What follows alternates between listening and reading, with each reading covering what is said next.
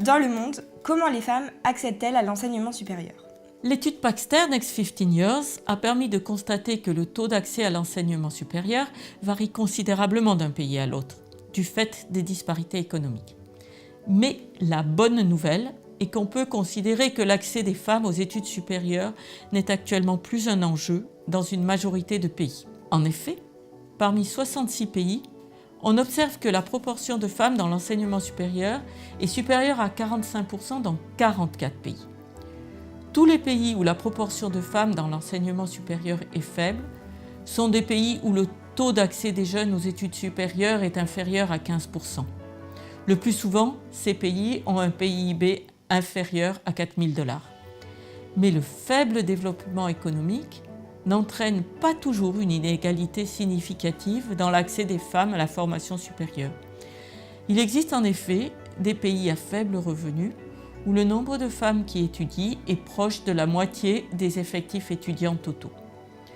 Ces résultats semblent donc montrer une certaine convergence dans les différents pays du monde pour offrir aux femmes le même taux d'accès aux études supérieures qu'aux hommes, même si dans un certain nombre de cas, le faible développement économique empêche que cela soit totalement réalisé.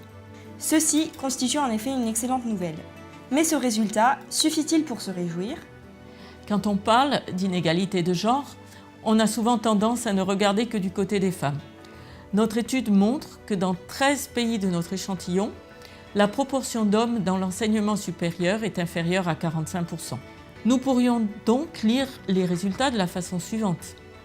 Sur les 66 pays de notre échantillon, presque la moitié ont une proportion de femmes dans l'enseignement supérieur comprise entre 45% et 55%, soit un équilibre de genre.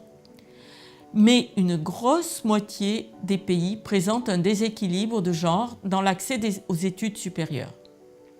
Parmi ces pays, plus d'un tiers ont un déficit d'hommes. Il serait intéressant de s'interroger aussi sur ce point. Les femmes profitent-elles de cette égalité dans l'accès aux études supérieures? Il faudrait pouvoir affiner les résultats. Quels sont les secteurs où les femmes se dirigent principalement? La formation supérieure permet-elle l'accès à l'emploi? À ce sujet, existe-t-il des inégalités de genre? Les analyses pays par pays de Baxter Next 15 Years examinent quelques-unes de ces questions. Il est difficile de voir apparaître une convergence mondiale.